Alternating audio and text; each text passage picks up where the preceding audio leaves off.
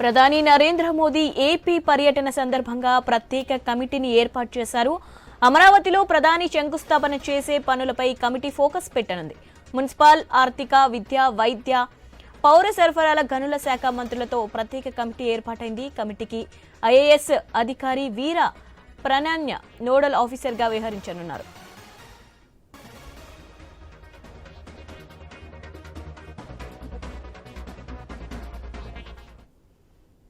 Right, దీనిపై మరిన్ని updates మా ప్రతినిధి హరీష్ అందిస్తారు. హరీష్, అప్డేట్స్ ఏంటి?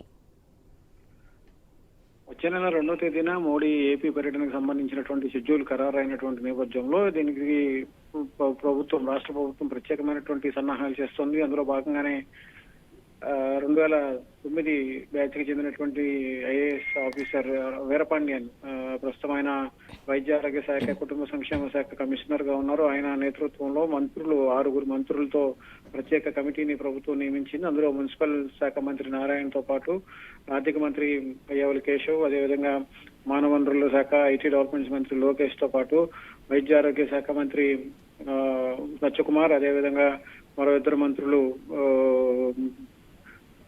Ministry for mines and geology Kollu Ravindra వంటి కీలకమైనటువంటి మంత్రులు ఉన్నారు.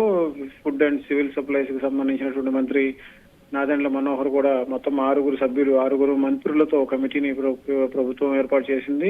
వీరిని వీరపాండ్యన్ కోఆర్డినేట్ చేసుకుంటూ ముందుకు వెళ్లే విధంగా ముఖ్య కార్యదర్శి కె విజయానంద్ ఆదేశాలు జారీ చేశారు. ఈ రోజు 2వ తేదీన జరిగేటువంటి ప్రధాని మోడీ పర్యటనకు సంబంధించినటువంటి సన్నాహకాల్లో ఇప్పటికే ప్రభుత్వం ప్రత్యేకమైనటువంటి దృష్టి సారిస్తుంది. ఎందుకంటే ఇంకో కొన్ని రోజులు మాత్రమే మోడీ పర్యటన ఉన్నటువంటి నేపథ్యంలో ప్రభుత్వం మరో 44,000 ఎకరాలకు సంబంధించినటువంటి భూములు సేకరించాలని చెప్పి నిర్ణయించడం, 5,000 ఎకరాల్లో ఎయిర్పోర్ట్ కి సంబంధించి మరో 2,000 ఎకరాల్లో స్పోర్ట్స్ సిటీకి సంబంధించినటువంటి అంశాలు, అమరావతిని కేంద్రంగా చేసుకునే రైల్వే జోన్ కి సంబంధించి స్థలాలకు సంబంధించినటువంటి అంశాలు, వీటి అన్నిటిపైన కూడా ప్రభుత్వం ప్రత్యేకమైనటువంటి కాన్సన్ట్రేషన్ చేసినటువంటి నేపథ్యంలో ఇప్పుడు ప్రధాని మోడీ వచ్చిన తర్వాత అమరావతి పనులకు సంబంధించినటువంటి రీస్టార్ట్ పనులు శంకుస్థాపన జరిగేటువంటి అవకాశం ఉంది. ఆల్రెడీ కొన్ని బిల్డింగ్స్ ని పూర్తిగా రాష్ట్ర ప్రజలకు అంకితం చేసేటువంటి కార్యకలాపాలు కూడా నిర్వహించేటువంటి అవకాశం అయితే మనకు కనిపిస్తోంది.